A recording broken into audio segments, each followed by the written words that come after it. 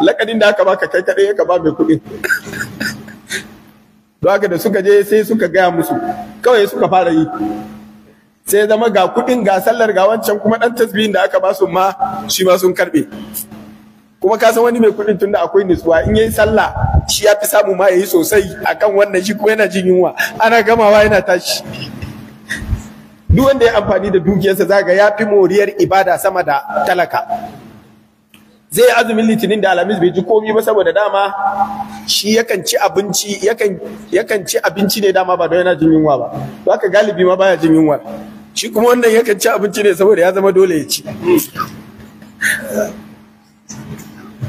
sai ya samu dama ya ci abin da yake so ya sha abin da yake so. Shi kuma talaka wani lokaci zai ce in ya azumi ma in ya zo da bai zai buɗe baki, don haka gara ma ya haƙura.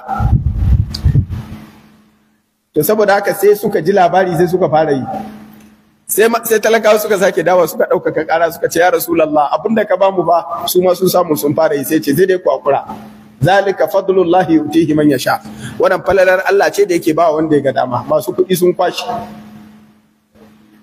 Allah ka bamu mai albarka kuma ka samu irin wannan aiki. Hadisi na